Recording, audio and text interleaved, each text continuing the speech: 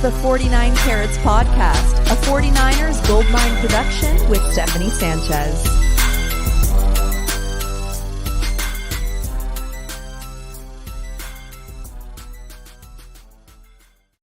What is going on, everyone? Welcome to another edition of the 49 Carats Podcast. I'm your host, Steph. Usually, I've been doing, one episode a week to talk about all the latest news, but today I kind of just had to have a bit of an emergency podcast due to the latest news that we've heard about Brock Purdy.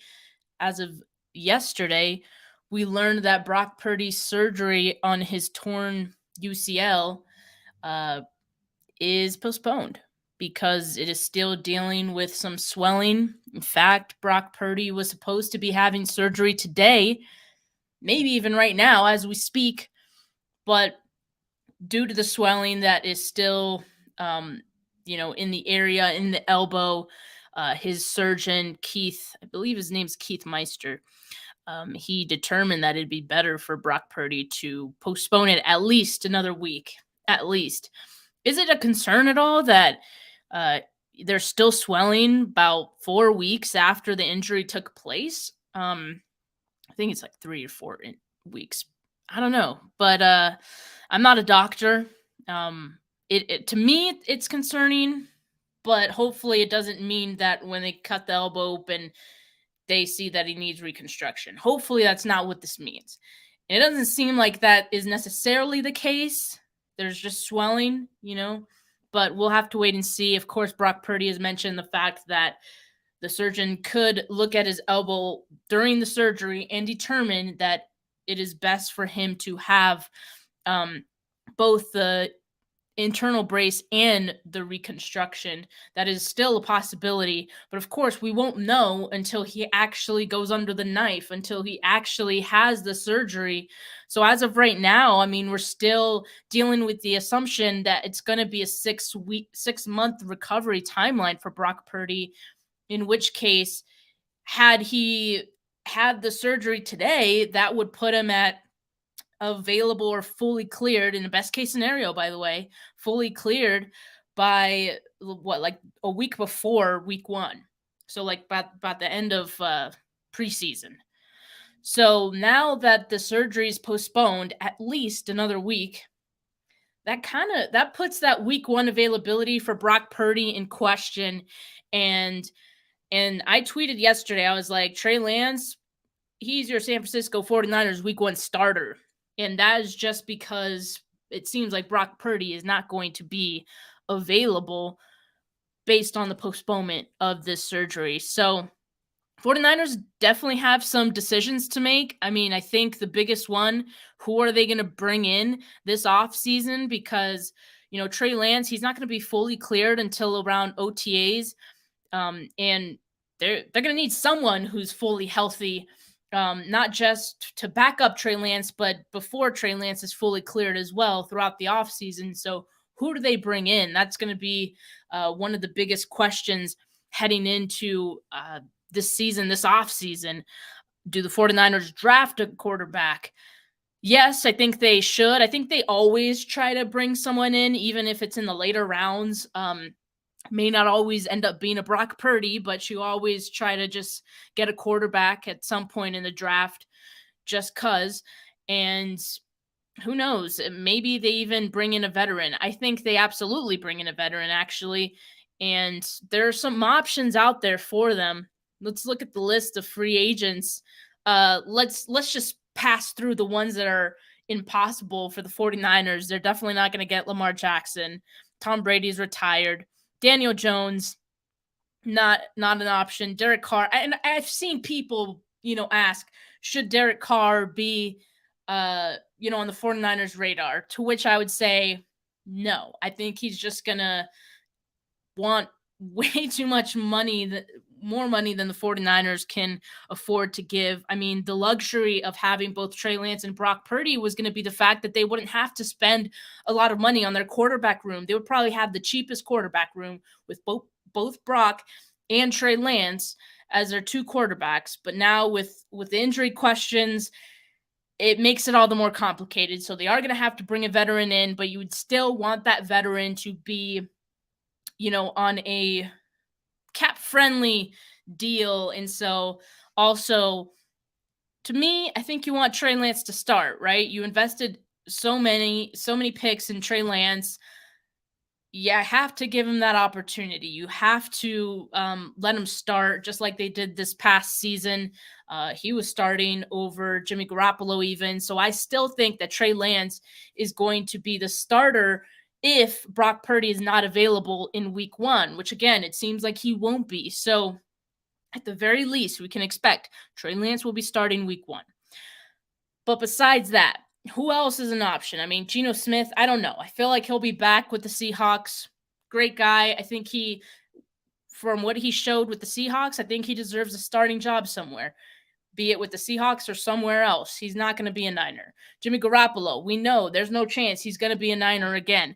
Kyle Shanahan pretty much closed that door. Now, at this point, this is where we start looking at real potential options for the 49ers and how they could potentially address or insulate their quarterback room. Jacoby Brissett, I think, is the top choice because he's played this role with other teams before, right? Being that guy that's just there just in case, or, he could have a spot start or two. And you could still be competitive with him.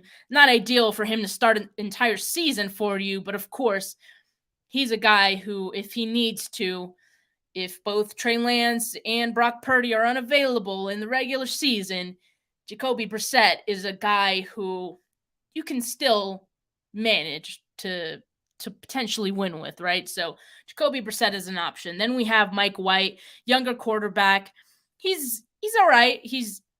I don't think he's as good as Jacoby Brissett, but he's been with the Jets, so maybe that's been the issue for him.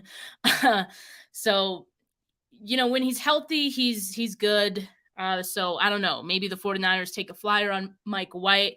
I like Gardner Minshew. I mean, I think Gardner Minshew is another guy who, for the most part, has been a backup, but when he's been asked to start, he can be a starter who gets you a win. You know what I mean? He's 27, so pretty young as well. So again, as mentioned here, he's a guy who can hold down the fort, and if he needs to start, he can do that for you. Teddy Bridgewater is another guy, but Teddy Bridgewater kind of puts you in that same boat that you were in with Jimmy Garoppolo, that Bridgewater has a hard time staying on the field. I mean, when Tua was out with his injuries, his concussions, all that, multi-week absences, Bridgewater was also out. So, it wasn't exactly helpful for the Dolphins this past season to have Bridgewater, and I wouldn't think that that'd be a good option for the 49ers as well.